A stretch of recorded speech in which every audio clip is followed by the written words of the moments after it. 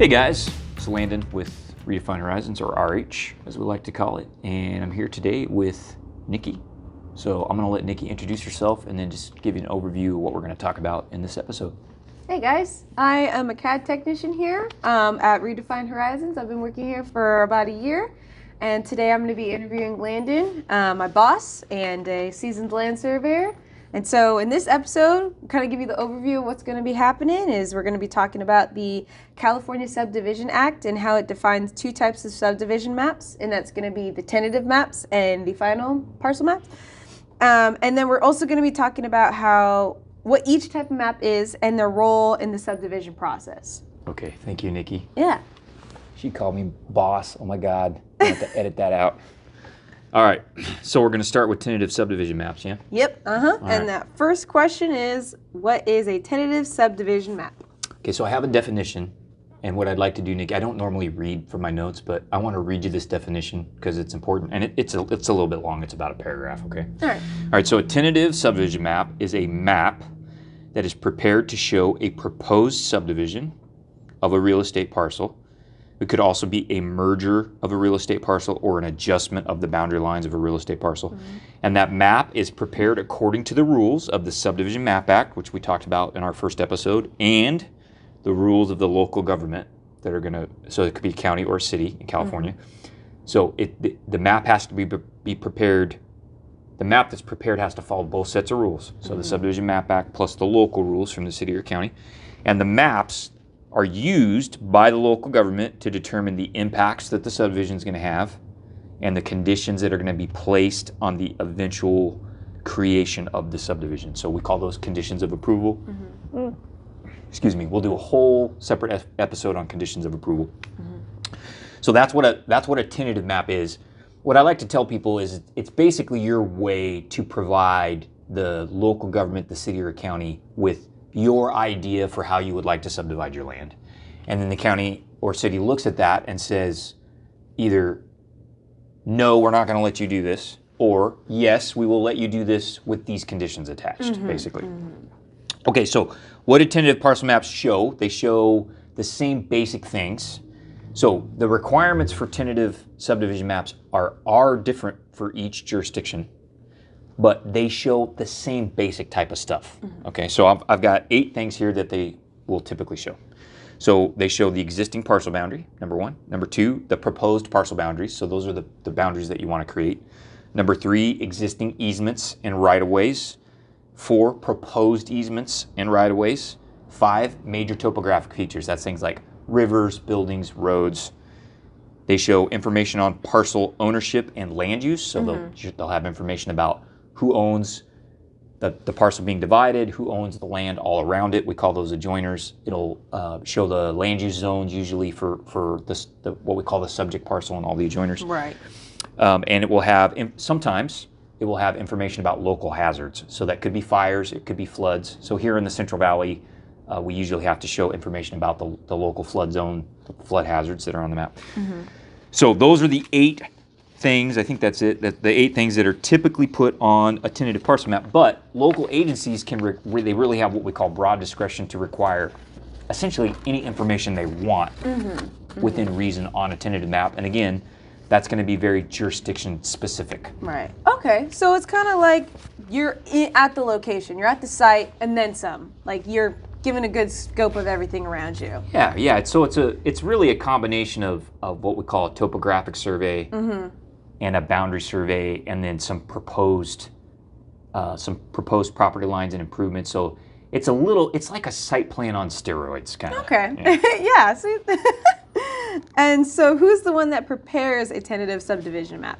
Okay, so under California law, only a licensed land surveyor can prepare and sign a tentative map. So on smaller, simpler subdivisions, a land surveyor can do that whole process. And so we do that we don't do it all the time, but I would say once every 2 or 3 months, we're doing a tentative map for a client here. And it's a smaller subdivision, and we take the client all the way through the process from start to finish. But on more complicated subdivisions or larger subdivisions, I am going to need help. Your land surveyor is going to need help from other kinds of professionals just to meet the requirements of the information that the agency wants to see. So We could need help from a civil engineer or an environmental consultant, an archaeologist, an architect potentially. So it just depends on how complicated the subdivision is and the rules of the jurisdiction. Most of the tentative subdivision maps that we do here at RH are for the more simpler kind of subdivision because that's a typical client that we serve. And so we will typically take the client all the way through that process from start to finish. Even if you get help from an engineer or an architect or another kind of consultant, as I mentioned, only a land surveyor can sign a tentative subdivision map. So no matter what, if you're in California, you have to have a land surveyor to be able to do a tentative subdivision map. Yeah, okay, all right. And so what do you need to provide your land surveyor? What does the client need to provide the land surveyor that they're working with so that they can prepare a tentative subdivision map? In this case, it'd be you. Right, so it's only a couple things that we basically need. So the first thing we're going to need is what they call a title report or preliminary title report. And that comes from a land title company. And the reason we need that is because we need to show existing easements and right-of-way and leases that are on the parcel. That's almost always a requirement of a tentative subdivision map. And so the way we identify those easements and leases and right-of-ways is we identify them with a land title report. And typically, the public agency, when we submit the tentative map, they're going to ask for a copy of the title report, and it usually has to be within 60 days or 90 days because they want to make sure that we didn't miss any easements. Okay, so we need a title report, and those run anywhere from $1,000 to $5,000 depending on the parcel. The other thing we need is we need you, the client, to give us an idea of if we're going to create or adjust property boundaries. We need to know where we're putting those, and so for most of our clients, if we're working with a more sophisticated client, somebody that's experienced in land development, they might give us some drawings or some digital files that give us that information. But for most of our clients, we're working with farmers or landowners that aren't experienced developers. What we usually do is we'll roll a map out on the table and we'll get some Sharpies because I like Sharpies, and then we'll just sit down and we can iterate through some different parcel configurations and provide some advice to the landowner. And so basically, we'll basically come up with a sketch, and then somebody like you, Nikki, will at RH will take that sketch and actually produce the digital drawings that we need to prepare the tentative map. And sometimes we even will go out with the client and walk a site and think about, we're asking questions like, where do we need to, where's the best place to put road access? Where are the utility connections? Where's the best place for a building site? So you want to think about all those things when you do what we call the lot layout. That's where we design the new lots. So those are the two things we need. We need the title report, and then we need some kind of information from you, the client, about what type of parcels you want to create, where those are going to be at on the ground, basically. Right. Okay, gotcha. And so what should you do, the client, before you spend money on preparing a tentative subdivision map? Okay, that's a really good question. So we get people that will call and immediately want us to prepare a tentative subdivision map. And what we usually try and do is slow them down a little bit. Tentative maps are not cheap. So I would say, as a rule of thumb, we're probably not preparing a tentative map here for less than several $1,000s. And oftentimes it's considerably more than that. So it could be $15,000 or $20,000 or $25,000 depending on what you're doing. And so what we don't want to waste the money. We don't want to waste our clients' money. So before we go and prepare a tentative map, we want to do a couple things. The first thing we want to do is we want to go review the land use regulations, primarily the zoning. We talked about that in episode 1 a little bit. Right. So we want to go review the zoning, and then what we usually do, not always, but what we usually like to do is prepare the client what we call zoning report that kind of summarizes the information in the zoning. And the reason that's important, Nikki, is because the zoning is really going to dictate what kind of subdivision you can do. Right? So we don't want to go prepare a tentative map if the client can't even do a subdivision under the current zoning, right? Because that would be a waste of their money. So we want to review the land use regulations. The second thing we want to do is we can do what's called a land development analysis. And that's where we work oftentimes with the commercial appraiser and a civil engineer, and we do some basic back of the napkin calculations on what do we think it would likely cost to meet the conditions of approval from the local agency, what do we think these lots are going to be worth when we're done with the subdivision, and basically does the project pencil or is it going to be profitable? Right. Now, I oftentimes recommend that to clients, and that's not cheap. That's going to be, it could be $10 or $15 or $20,000. And I oftentimes have clients decline to do that. But I think it's really important. If you're not an experienced developer, it's really important before you go spend money on a subdivision to understand if it's going to be profitable or not. And it's going to cost just somewhere between $15,000 and $50,000 maybe to get through a simple subdivision, depending on the jurisdiction you're in. And it's going to could take typical time frame is 1 to 2 years. You don't want to go spend that money and wait all that time and then realize that when you're done, you haven't made money selling your lots. Yeah, right? yeah, right. So those are basically the two things we want to do. We want to check the land use regulations, do a zoning report, and then if you'll allow us, we'll do a land development analysis and just give you some rough idea on if you're going to be able to make money on your subdivision. Now, there's other reasons why people might subdivide. So they might subdivide because they want to give each of their kids a parcel of land. That's fairly common, especially in farm families. And then that might not be as important because you're not worried about being profitable. But a lot of people come to us to do a subdivision because they want to make money when they sell the lots. And so that's why that second step is important. Yeah, so these two steps can really play into how having a good path or starting the project off on a good foot. Yes, they're going to give you the confidence you need to move forward and spend some of that money on the tentative subdivision map. Got it. Oh, okay, cool. All right, and how long does it usually take to prepare a tentative subdivision map? Okay, that's a very common question we get. And the answer is it depends, which I know is not very helpful, so I'll try and be a little more helpful. So for a simple subdivision, our team can typically put a tentative map together in 2 or 3 weeks. And that's going to depend on how busy we are when you call, but it's not a super long process. For a complicated subdivision or in a jurisdiction with a lot of regulations, it might take us a month or two to get a tentative map put together. So, but that's the rough time frame, somewhere between 2 weeks and 2 months. One of the things I always recommend to potential clients is before they hire a land surveyor to do a tentative subdivision map, they should find out how long it's going to take. We are typically faster than most of the surveyors in our area. So you should know before you hire a surveyor, is it going to take them 2 weeks or 10 months? Because you could see a very wide range there. So you want to find out. And then and the other important thing about that, Nikki, is I think a lot of potential clients don't understand that the submittal of the tentative map to the city or county is just the very first step in a long process. So when I say 2 weeks or a month, that doesn't mean in a month you get to go sell lots. It's just submittal of the tentative map. And then the local agency has 2 or 3 months to circulate your map to all their departments and collect the comments. And, like I said, it's a 1 to 2 year process. The submittal of the tentative map can be done relatively quickly, but that's just the first step in the process. Yeah, to get the ball rolling. Yes, it just gets the ball rolling, yes.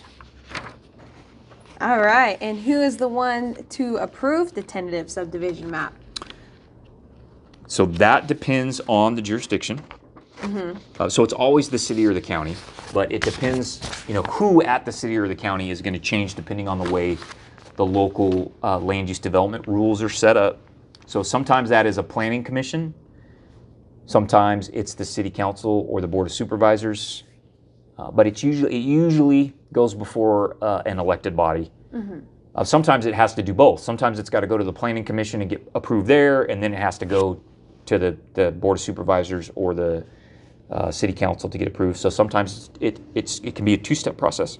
Oh, okay. Yep. So it just depends on the rules. But for simpler subdivisions, it's usually not a big deal. If we're just doing like a 2-lot parcel map, that might go up on the city council agenda in what they call the consent items, and they may not even talk about it. It'll just sail right through. Okay. It depends on how many angry neighbors show up. But yeah, there is typically some type of hearing before the elected body, either the city council or the board of supervisors. And then when you get through that hoop, the city engineer or the city surveyor or the county surveyor or public works director typically has to sign off on the map as well. Got it. Oh, okay. So then when all the respective people have looked through it, they've approved it, they've seen all the I's are dotted, the T's are crossed, what happens after the tentative subdivision map is finally approved? Okay, so what that does, 2 things. Okay, it doesn't let you sell lots. what it does is it will get you the agency's conditions of approval. And we talked about that a little bit. That's just the government, the city or the county's way of telling you, we're going to allow you to subdivide, but you have to do these things. So, examples of common conditions of approval are you might have to dedicate right away for a road widening, or they may ask you to put in a utility easement or a drainage easement. They may ask you to do a conservation easement. So those are common kind of conditions of approval. So the whole point really, Nikki, of a tentative map is to get the list of the conditions of approval from the agency, because those are the hoops you got to jump through to actually get your subdivision approved. So that's one thing it does. It gets you the conditions of approval. And the second thing it does is it starts a clock. And it's a very important clock. And it's basically the clock on the life of your tentative subdivision map. So once your tentative subdivision map is approved, it doesn't live forever. It has a lifespan. Okay, it's typically 1 to 2 years. Depends on the state laws at the time and some of the local rules, but it's typically 1 to 2 years. And what that means is you have a limited amount of time to go meet your conditions of approval to then file your final subdivision map. Because if you don't do that, if you don't meet the conditions by the time the tentative subdivision map expires, you usually have to start all over. And that's expensive. So those are the two important things. Get you the conditions of approval, and it starts the clock on the expiration of your tentative subdivision map. And you want to make sure that gets done. You want to beat the clock, yes. All right, so that covers our tentative subdivision maps. Now we're going to be jumping into our final subdivision maps. And the first question for that one is what is a final subdivision map? Okay, so final subdivision maps are a little easier than tentative maps, but I'm going to read you the definition again so I don't make a mistake. So a final subdivision map is a map prepared to actually create the parcels, easements, and right-of-ways proposed on the matching or corresponding tentative map. And it is also prepared according to the same rules. So the rules in the Subdivision Map Act and the local ordinances or regulations. And the final map is going to show new parcel boundaries, existing easements and right-of-way, new easements and right-of-way, the parcel identifiers, so lot numbers, and it also shows the location and type of monuments that we set to mark the parcel boundaries, both the existing parcel boundary and the new parcel boundaries. So that's basically, a tentative map doesn't create the lots. The final subdivision map actually creates the lots, and the lots that are drawn on the subdivision map, the final subdivision map, are what's going to be referred to in the deeds that you use to actually sell those parcels, those new parcels. Okay, so it's like tentative is like drawing in pencil, and final's like drawing in pen. Perfect. Yeah, absolutely. All right, so permanent. Good illustration. All right, so then who's the one that prepares a final subdivision map? So land surveyor, that's it. Buck stops with the land surveyor. So we typically aren't working with other professionals when we do a final subdivision map.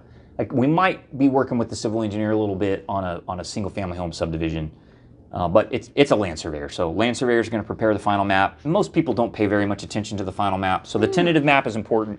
Really, the only people that care about the final subdivision map are usually the surveyors. So it's me as the private surveyor, and it's the city surveyor, the county surveyor that I'm working with at the local jurisdiction. Gotcha. Okay, a little bit easier going. Lillian, we don't have all those difficult people involved. It's usually just the two surveyors. Yeah. And so what do you, the client, need to provide your land surveyor so that they can prepare a final subdivision map? You have to have an approved tentative map before you can do a final subdivision map. Usually the same surveyor does both. So if we're working on a final subdivision map, we have usually prepared the tentative map. And so we already have what we need. So the surveyor is going to need the tentative map and the conditions of approval before they can prepare the final subdivision map. And usually we have that because we worked on the tentative map. Now, there are rare occasions when, a surveyor dies or gets too busy or something happens and a client has to switch surveyors in between the tentative map and the final map. So if we were going to come in and pick up for another surveyor, we're going to finish a final subdivision map on a subdivision where a different surveyor did the tentative subdivision map. We're going to need a copy of the tentative subdivision map and a copy of the conditions of approval. And we're going to ask for that in the proposal phase. We're going to need that information to basically prepare your proposal. Got it. Oh, okay. And so is that going to can that cause a little bit of pushing the process back a little bit, asking for that stuff? It's a little clunky to switch surveyors in the middle. Yeah, if you can avoid that, you want to try and avoid that. Sometimes you can't avoid it. If the surveyor, the first surveyor, did a good job on the tentative map, we can usually pick that up and run with it fairly easily. Okay, gotcha. And so what should you, the client, do before you spend your money on preparing a final subdivision map? Okay, so the main thing you want to do is make sure you can meet the conditions of approval. Now, I have had a couple situations where a client was really worried about having the final subdivision map prepared in a hurry. And so I've warned the client that sometimes is a bad idea, and they tell me to do it anyways, and then we go ahead and do that. And every single time I've done that, it has not turned out well. Yikes. Because what happens sometimes is you get into negotiations with the city or the county, because conditions of approval can be negotiated. We'll talk about that maybe in another episode, but you get into some negotiations with the city or the county, and you realize it's going to be way more expensive than you thought to meet the conditions, and then you can't do the final subdivision map because the project's not profitable. But it may be at that time that you've already paid us to do that work. And so what happens is I tell the client, you have to pay me if I'm going to do the final subdivision map. They pay us, and they find out, oh, I can't do this subdivision because the city or the county isn't being reasonable, and then they want all their money back for the final subdivision map, but we've already paid the payroll to prepare the map, right? So that's an awkward situation we don't like to be in with clients. So I always encourage clients, make sure you fully understand the conditions of approval and you can meet them before you have us prepare the final subdivision map. And we're always, that's something we usually help the client with. We're going to sit down with them with a copy of the conditions of approval, and we're going to help them come up with a plan to meet the conditions, basically. Got it. Oh, okay. And so what would be the proper amount of time to actually prepare a final subdivision map? Okay, so the good news is final subdivision maps typically go quicker than tentative maps because Okay. they just show less information and there's less coordination.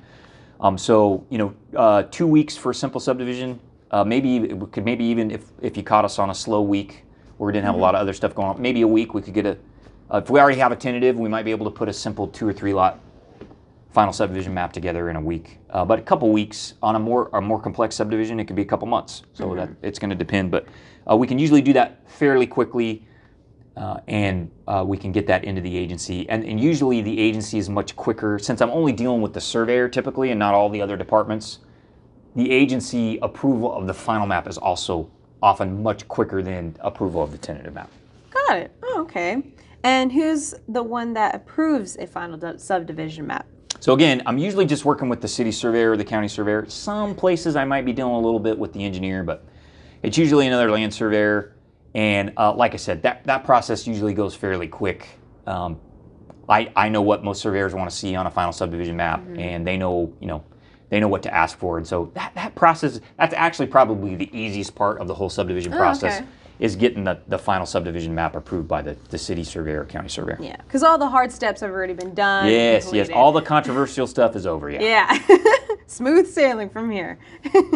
And that final question we got is what happens after a final subdivision map is approved? Yay, you get to sell your parcels. Yeah. Right? So that's kind of that's the end goal whenever you're doing a subdivision, and so the client's always happy when we finally get the final map filed, they can go sell those parcels with the deed. And so that's the goal, and clients are always excited about that. One thing I do tell clients is when your final subdivision map is approved, you can go sell lots. That doesn't mean you can build something on those lots yet. So especially with a ag or commercial or industrial subdivision, you may still have a lot of work to do before you can actually go and pull a building permit. Now with single family home subdivisions, it's a little bit different because usually the county or the city wants to make sure that those lots are ready to build on when the subdivision map is approved, and so a lot of that work has been done by the time the final subdivision map is approved. But for non-residential subdivisions, you can create a lot. That doesn't mean you're ready to build on it yet. So I like to tell clients, it's great that we've got your subdivision filed, but you may still have other work to do to go and get your building permit. Right.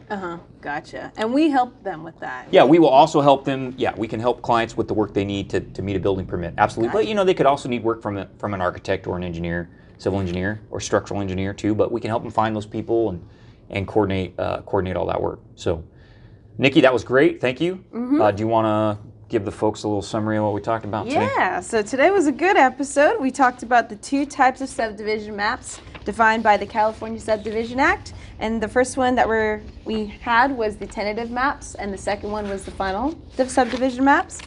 And so that process was broken down for each a bit. We learned a little bit about how the process of tentative is a lot longer than the final, but you know what? Fundamentally, at the end of the day, we're going to try our best to help you through that process until you can make your money. All right, thanks, Nikki. Appreciate you guys watching the episode today. I think I got to talk to Nikki a little bit, but I think maybe episode 3 we'll do conditions of approval, since we talked about those a little bit, and we could look at some example conditions of approval. I think that'd be cool, and Nikki will learn a little bit from that too. Yeah. So we look forward to seeing you guys on the next episode. Yeah, thank you so much, guys.